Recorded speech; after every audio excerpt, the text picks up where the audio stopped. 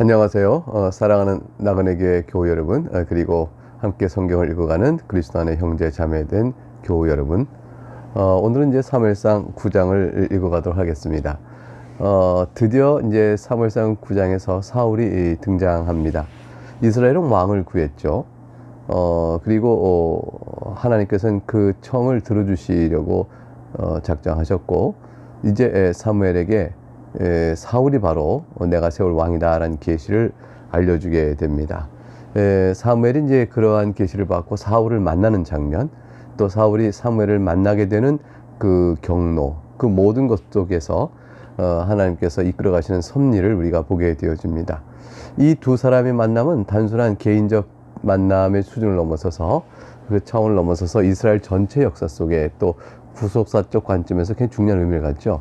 우선 사사 시대라고 일컬어졌던 때에 각 지파별로 연합을 이루었던 그런 지파 연합 체제의 국가 연합 체제 형태에서 왕을 중심으로 한 중앙 집권 체제로 넘어가는 단계가 되어집니다. 그렇게 되므로 훗날에 오실 그리스도의 왕권에 대한 의미를 나타내 보이는, 우리 가운데 참된 왕은 누구이냐, 이런 것을 나타내 보이는 중요한 의미를 갖는 사건이 이제 시작되는 것이라 이렇게 볼 수 있겠습니다. 1절부터 읽어보죠. 베냐민 지파에 기스라 이름하는 유력한 사람이 있으니 그는 아비엘의 아들이요 스롤의 손자요 베고라스의 증손이요 아비아의 현손이며 베냐민 사람이었더라. 2절 기스에게 아들이 있으니 그 이름은 사울이요 준수한 소년이라. 이스라엘 자손 중에 그보다 더 준수한 자가 없고 키는 모든 백성보다 어깨 위만큼 더 컸더라. 유력한 사람이란 말은 여기서 재력 있는 사람이라, 사회적 명망이 있는 지도층이다, 이런 뜻이겠습니다. 이제 준수한 소년이라 사울을 이렇게 표현했는데, 우선 준수하다는 말 속에서 이제 그가 키가 더 크고, 뒤에 나중에 설명이 나오지만 또 용사였다는 사실을 알 수 있는데, 세상 기준으로 보게 되면 그 집안도 유력한 사회적 지도층이었고, 사울 또한 인물이 빼어났기 때문에 싹 이제 괜찮은 집안의 괜찮은 사람인 거죠. 그런데 이제 사울을 가리켜서 준수한 소년이라는 것은 좋은 번역은 아니에요. 왜냐하면 사울이 이제 곧 있게 될 상황 속에서 왕위로 등극할 때 그 나이가 40세라고 성경이 밝힙니다. 그렇게 되면 소년이 아니죠. 다만 이때 소년 말 뜻은 원기가 왕성하다는 뜻이에요. 그러니까 준수하며 아주 보기에 빼어나며 그렇게 원기가 왕성한 청년 같은 혈기를 가진 사람이다, 젊은 사람이다, 뭐 이런 정도의 뜻이 되어지겠죠. 이러한 이제 사울에 대한 이제 소개가 1, 2절에 이루어지고요. 3절부터는 이제 사울이 사무엘을 만나게 된 경위가 어떻게 되어지느냐. 사무엘이 사울을 알 턱이 없고, 또 사울이 사무엘을 만나기 쉽지가 않습니다. 근데 두 사람이 만나서 이어지는 대화와, 그래서 하나님께서 사울을 통해 왕을 세워가는 과정이 어떠한 경로로 되어지는 것인지를 보여줍니다. 3절 사울의 아버지 기스가 암나귀들을 잃고 그의 아들 사울에게 이르되 너는 일어나 한 사환을 데리고 가서 암나귀들을 찾으라 하며. 굳이 암나귀들을 꼭 찾아야 될까요? 뭐 그거 잃어버려서 할 수 없는데, 물론 찾으러 나서야겠지만 사울이 이 뒤에 보여주는 그 노력은 굉장합니다. 사환을 하나를 데리고 가서 찾으라. 그러니까 하루 나절에 찾을 상황이 아닌 거죠. 적극적으로 찾아오라는 뜻이 담겨져 있습니다. 이것은 왜 그러냐면, 암나귀 같은 것이 지금은 뭐 크게 감당하는 짐승이 아닐 수 있습니다만, 이 당시에는 굉장히 고급한 짐승이었어요. 그러니까 사회 지도층들이 타고 다니는 교통수단이었습니다. 그러니까 사사들도 암나귀 탔고 지도층도 암나귀 탔고, 그러니까 그렇다면 그 당시 사회에서는 꽤나 부가 있고 또 높은 위치에 있다는 걸 보여주는 상징적 의미가 있는 것이었죠. 일종의 권위의 모습, 권위적인 모습을 보여주는 것이었습니다. 근데 암나귀들을 찾아라 하니까 한 마리가 아니고 두 마리 이상을 잃어버린 게 됩니다. 4절 그래서 이제 사울이 에브라임 산지와 살리사 땅으로 두루 다녀 보았으나 찾지 못하고, 사알림 땅으로 두루 다녀 보았으나 그곳에도 없었고, 베냐민 사람의 땅으로 두루 다녀 보았으나 찾지 못하니라. 여기에 나와 있는 지명들 쭉 나와서 사울이 다녀왔다는 것을 따져가 보면 베냐민 지파가 살던 전 지역을 다 돌아봤다. 북에서부터 남쪽으로 살펴봤다. 또 험한 땅, 계곡, 또는 뭐 광야지대 등등등 다 찾아봤다. 이게 사울이 굉장히 어려움을 겪으면 찾은 겁니다. 뭐 그 당시에도 뭐 강도도 있을 수 있고 나쁜 일도 있을 수 있겠지만 사울 하나 데리고 사울은 꽤나 노력한 것이죠. 5절에 사울이 이제 그들이 숲당에 이른 때에 사울이 함께하는 사원에게 이르되 이제 더서 이제 베냐민 지파의 경계를 넘어서서 가게 될 상황 같으니까 이제 더 안 되겠다. 다 지적 살펴봤는데 이제 못 찾겠으니 이제 돌아가자라고 사울이 사원에게 말합니다. 그 이유를 이렇게 설명하죠. 내 아버지께서 암나기 생각은 고사하고 우리를 위하여 걱정하실까 두려워하노라 하니. 이렇게 찾을 만큼 찾아봤고 또 못 찾게 되니까 사울은 이제 시간도 많이 갖고 노력을 했으니 이만큼 찾으면 됐다. 오히려 우리의 안위를 아버지가 걱정하실 것 같으니 돌아가는 걸 마땅하겠다. 사울의 속 깊은 생각, 또 아들로서 아버지 생각하는 마음, 이런 것들이 보여줍니다. 이것은 다 이제 사울의 좋은 모습들을 보여준 대목들이죠. 6절, 그가 대답하되 보소서, 사환이 대답합니다. 보소서, 이 성읍에 하나님의 사람이 있는데 존경을 받는 사람이라. 그가 말한 것은 반드시 다 응하나니 그리로 가사이다. 그가 혹 우리가 갈 길을 가르쳐 줄까 하나이다 하는지라. 사환이 이제 하나님의 사람이 있으니 찾아가서 물어서 그의 도움을 받아 우리 암나기를 찾고 또 아버지가 맡기신 일들을 다 하고 가시죠 라고 이제 제안을 했습니다. 7절, 사울이 그의 사원에게 이르되 대답을 하는 거죠. 우리가 가면 그 사람이 무엇을 드리겠느냐. 우리 주머니에 먹을 것이 다하였으니 하나님의 사람에게 드릴 예물이 없도다. 무엇이 있느냐 하니. 사울은 그 말의 자체는 동의했지만 선지자를 찾아가 인사하고 그에게 마땅히 들 예물도 없는데 어떻게 그를 찾아가 또 우리의 사정을 얘기하고 그러겠느냐라고 이제 묻게 된 거죠. 8절에 사환이 다시 대답합니다. 보소서, 내 손에 한 세겔의 4분의 1이 있으니 하나님의 사람에게 드려 우리 길을 가르쳐달라 하겠나이다 하더라. 예물이 있습니다. 9절, 가로가 돼 있죠. 옛적 이스라엘의 사람이 하나님께서 무리하면 말하기를 선견자에게로 가자 하였으니 지금 선지자라는 자를 옛적에는 선견자라 일컫더라. 이것은 이제 내용의 전체 흐름에 삽입구처럼 되어 있는 표시를 해놓은 것입니다. 10절, 사울이 그의 사원에게 이르되 네 말이 옳다 가자 하고 그들이 하나님의 사람이 있는 성으로 가니라.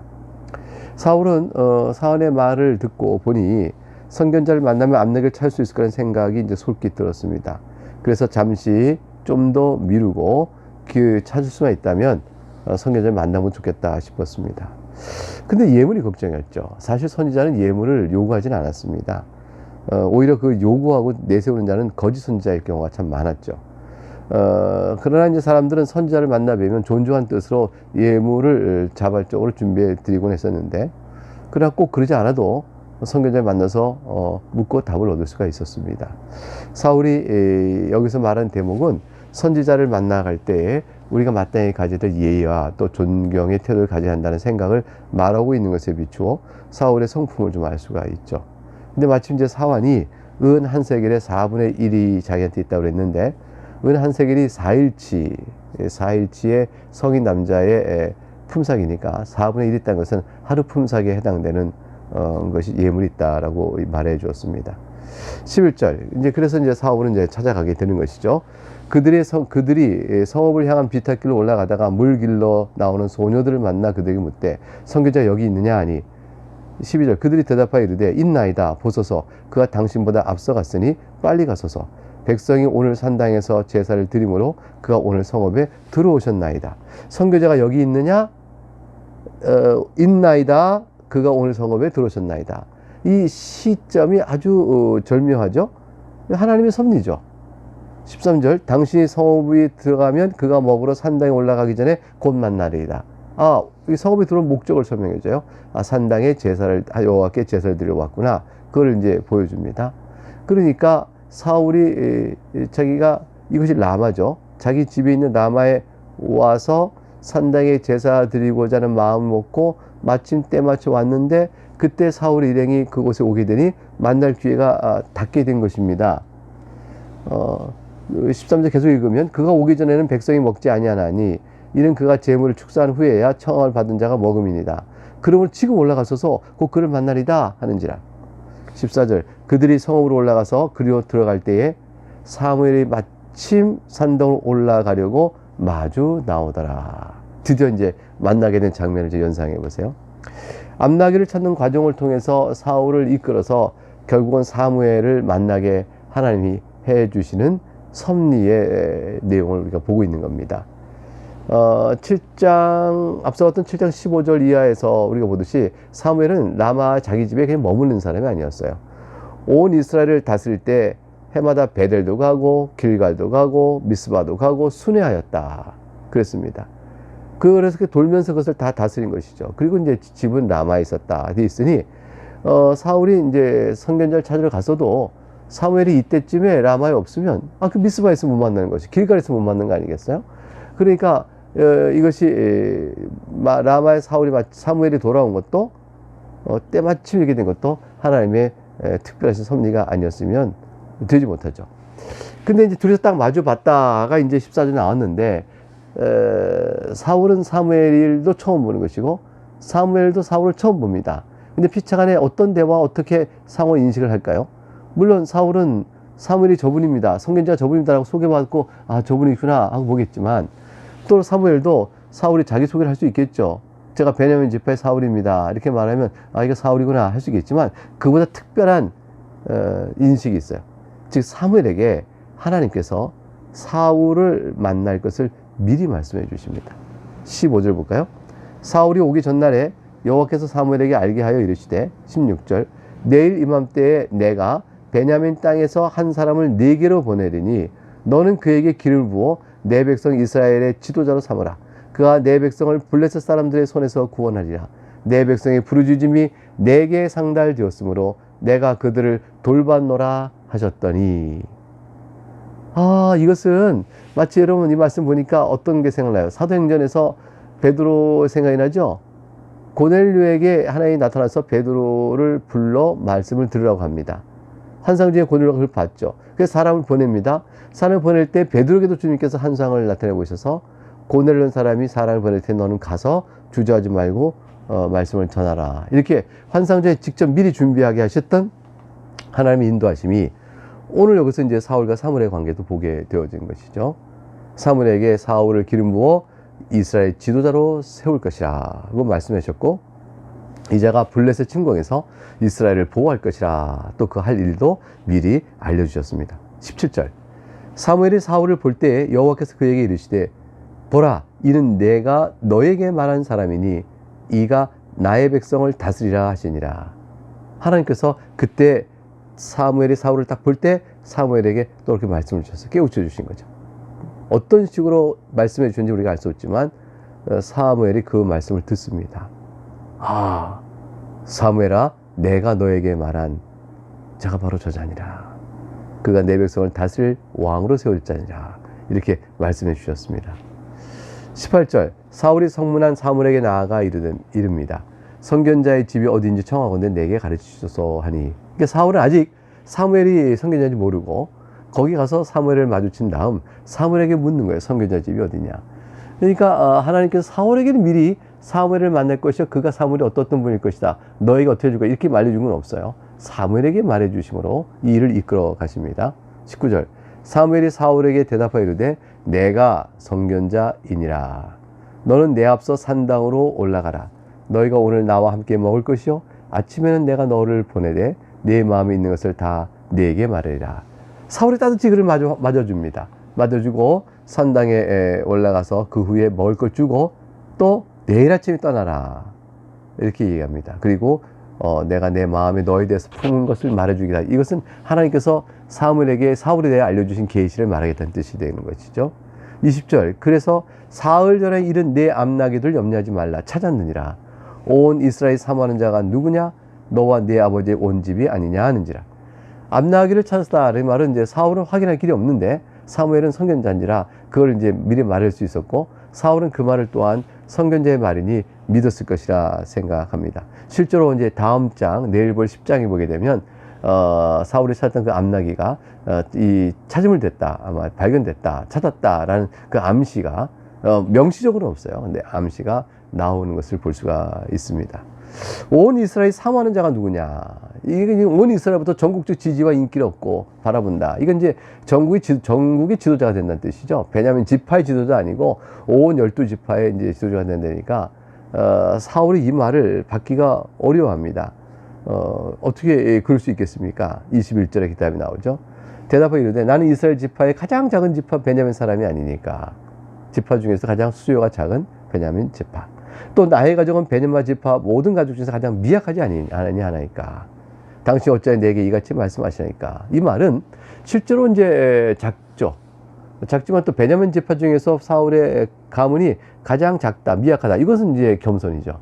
그러니까 사울은 온 이스라엘 가운데서 사모함을 받는 지도자가 될 것이라는 말에 자기가 그럴 수 없다는 사실을 이와 같은 내용을 들어서 겸손으로 표현하고 있는 겁니다. 사울은 교회의 마음이 섬세하고 아버지의 마음도 헤아리는 만큼 섬세하고 배려가 있었으며 동시에 또한 이와 같이 겸손한 모습도 있었어요. 그리고 용모가 준수하고 키가 또 단산보다 컸습니다. 그러니까 사실 사울은 여러 가지로 왕으로서 보기에 좋은 조건을 많이 갖고 있고 성경은 또 그런 사실을 소개해주고 있습니다. 22절 사무엘이 사울과 그의 사원을 인도하여 객실로 들어가서 청한자 중 상석에 앉게 하였는데 객은 30명가량이었더라. 23절 사무엘이 요리에게 이르되 내가 네게 주며 네게 두라 하고 말한 그 부분을 가져오라. 24절 요리인이 넓적다리와 그것에 붙은 것을 가져다가 사울 앞에 놓는지라. 사무엘이 이르되 보라 이는 두었던 것이니 네 앞에 놓고 먹으라. 내가 백성을 청할 때부터 너를 위하여 이것을 두고 이따를 기다리게 하였느니라. 그날에 사울이 사무엘과 함께 먹으니라. 사무엘이 아주 특별한 일을 합니다.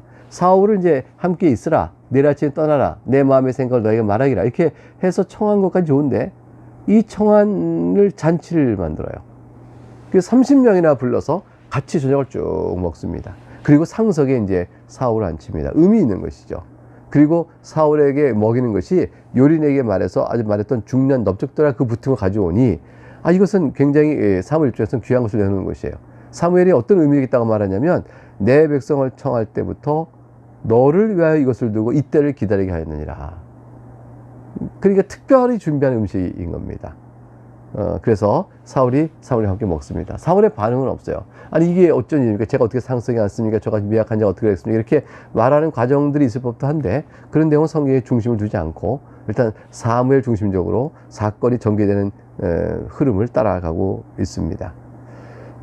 어쨌건 사무엘은 이러한 과정 속에서 자기가 사사시대 때 사사로서 누렸던 권한을 왕에게 다 넘겨야 되는 것이죠.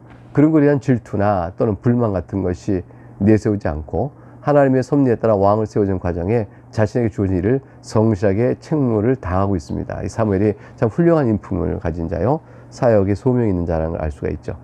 이 25절부터 27절 이제 마지막 부분을 보겠습니다. 그들이 산당에서 내려 성읍에 들어가서는 사무엘이 사울과 함께 지붕에서 담화하고 그들이 일찍 일어날 때 동틀 때쯤이라. 사무엘이 지붕에서 사울을 불러 이르되 일어나라 내가 너를 보내리라 하매 사울이 일어나고 그 두 사람 사울과 사무엘이 함께 밖으로 나가서 성읍 끝에 이르매 사무엘이 사울에게 이르되 사원에게 우리를 앞서게 하라 하니라. 사원이 앞서가므로 또 이르되 너는 이제 잠깐 서 있으라. 내가 하나님의 말씀을 네게 들려주려 하더라. 내가 내 마음의 생각을 말해주겠다는 것은 결국 27절 맨 마지막에 내가 하나님의 말씀을 네게 들려주겠다. 결국 자신이 하나님께 받은 말씀이요 계시를 알려주는 것. 그것이 마음에 가진 생각이었죠. 새벽 일찍 일어나서 사울이 떠나가도록 하고 그리고 이제 사울과 그 일행을 사원을 성읍 바깥 성읍 끝까지 배웅했다. 이게죠. 성읍 끝까지 갔다는 말이 나오죠. 그래서 정읍 끝에 이르렀다. 27절이니까 끝까지 거기서 배웅하는 겁니다. 그리고 사울에게 전한 하나님의 말씀을 사울에게만 들려주기 위해서 사울을 먼저 앞서 가도록 보냅니다. 그리고 사울에게 이제 알려주는 것이죠. 자, 어떤 말씀을 전해보자 했을까요? 지금 27절에 잠깐 있어라. 내가 하나님의 말씀을 네게 들려주리라 하겠는데 어떤 말씀을 전해주는 것일까? 무엇을 하려고 잠깐 있게 했을까? 짐작이 가십니까? 예, 그것은 내일 10장을 통해서 자세히 살펴보도록 하겠습니다. 오늘 이 말씀으로 힘을 얻고 새로 한 주가 시작되는 월요일에 여러분의 믿음만의 승리가 있고 또 살아간 일에 큰 위로가 주 앞으로부터 있기를 바라마지 않습니다. 감사합니다.